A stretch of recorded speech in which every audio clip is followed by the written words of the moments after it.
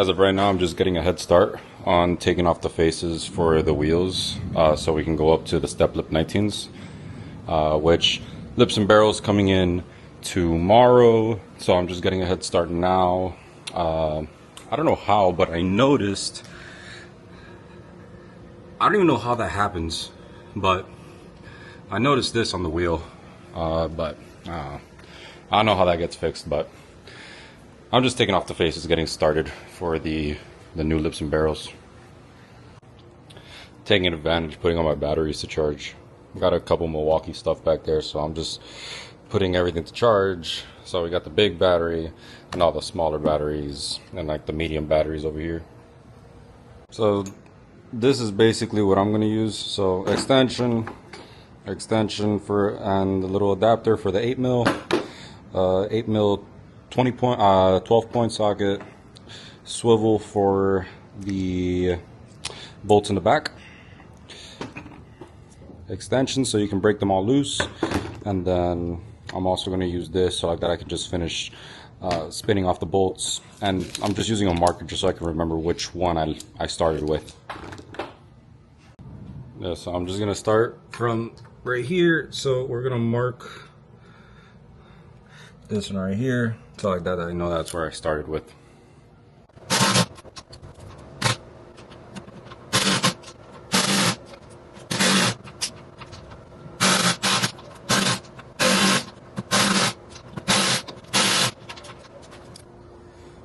Okay, so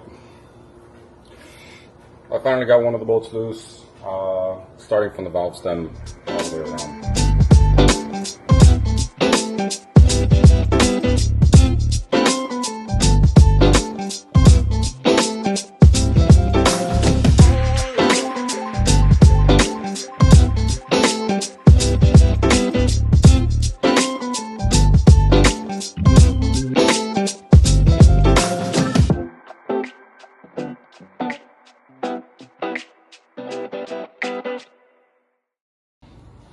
Okay, so I got the faces out. I'm surprised that it came out literally just in one go. It literally just, I've seen people have to like jump on this just to get the face out. This face came out incredibly quick. So I'm done with the first wheel. I'm gonna do all of these, and then within the next clip you should be seeing me put the lips and barrels, everything together, plus the silicone and everything else. But keep in mind, take out the air.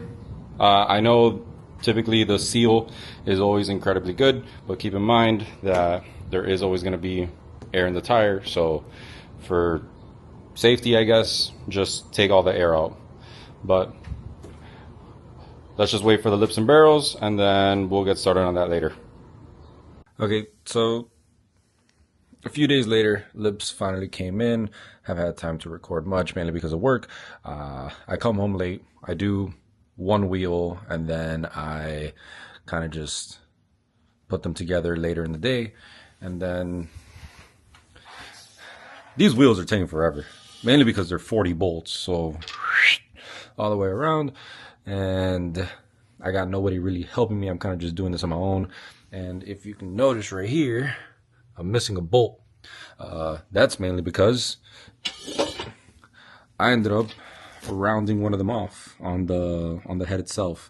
So this one's rounded out. I gotta see what I can do about that one. I mean, it's just one bolt. The whole wheel's still gonna be perfectly fine once I torque everything down. But I don't want one bolt to be missing, so I gotta see if I can try finding one of these instead of buying the whole set of 40. But yeah, I have everything loosely mocked up right now, so I gotta see if I can try to torque them down by Thursday, or if I do it by Friday. I know by Friday I can mount these tires myself at work, so I want to see if I can try doing that. But if not, then I'll just do it on Saturday with my friend who also does tires. So that's where we're at right now. So next, I just got to finish those two, which are going to be the front tires, or the front wheels, and these are the rear wheels. And so they're not really that wide, they're 10 wides, but so we're going with a 4-inch barrel, and this is a 6-inch face, and that is a 4.5-inch barrel and a 5.5-inch lip. So not staggered, but different offset. So that's where I'm at right now. And next is either going to be mounting the tires. Well, first I gotta torque everything down, put silicone, and then I can mount the tires after letting them dry for 24 hours from what I'm hearing online. For anybody that's curious about the torque spec for the bolts, from what I'm hearing, it's anywhere between 18 and 20 foot-pounds, which for 40 bolts, I feel like that's going to be more than enough. But besides that, that's what's next. So next time you see these, either they're going to be sealed up, torqued, or they're going to have tires on them and going to be ready to get put back on the car.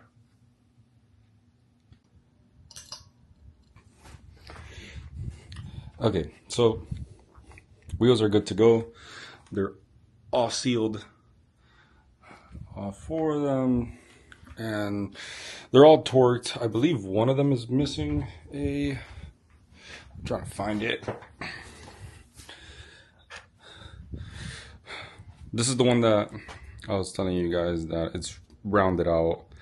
So I'm only missing one, and I forgot which wheel it's gonna be on, but I'm only missing one. I got 159 out of 160, so close enough.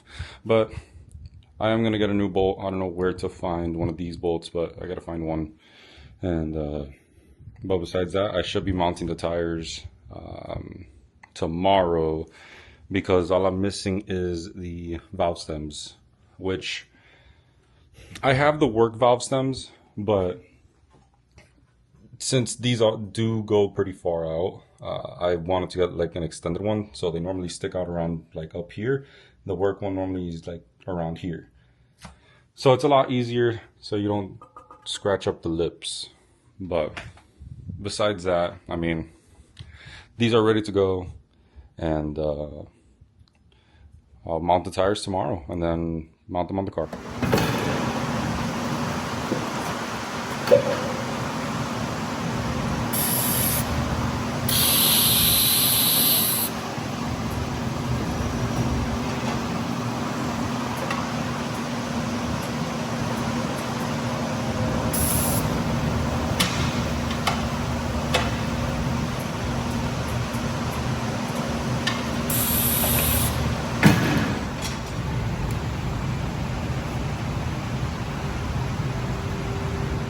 So I'm recording on my phone now. I forgot my camera inside, but I don't want to go back inside. But finally got the tires mounted. And those are the rears over there, and these are the fronts. So I'm going to get to mounting them right now. So I just put the fronts on. Fronts look practically exactly where I wanted them to be. Now the rears, I think they might be off around like 15 millimeters, but I'm not too sure yet. I haven't put them on. But the fronts, just by looking at them, that is practically perfect, exactly where I wanted them to be. So I'm gonna keep on doing the fronts, then I'm gonna do the rears, and then we'll go from there. I just put on the rear, and I think I have camber arms, but I'm not a big fan of camber. But I do see that this is a little worrisome right here. I am aired up, so you know, wheels not really cambered right now, but I know when I air out, I have 7 degrees of camber, so that's where I'm at right now. But that poke is insane. It is one thing that I'm so happy about that I never got to worry about ever again. I never have to put on spacers anymore. I know the exact spec. This car, ever since I bought it, was always on spacers. And I was running a 50 mil in the rear and a 25 in the front.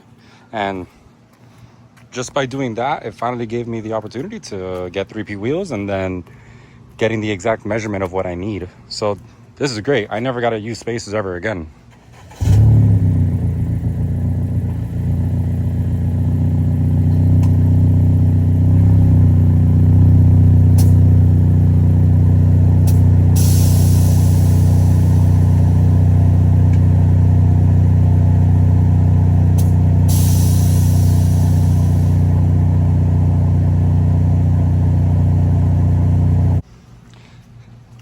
So this is what we're looking at right now. So I did check. The car is currently being stopped by the tire. It's actually hitting the top over here. So I gotta see when I do some clearance on that part. But the car itself looks fucking fantastic. The only thing is, I think for here, there's only so much I can actually do for here, like this gap right here. But I think I'm just gonna have to camber it in a little bit from what it looks like. I actually think I'm gonna be rubbing a ton too. So I gotta see what I do about all that. But I'm gonna do that later on. But yeah, that's it for the car right now. I mean, right now it looks great.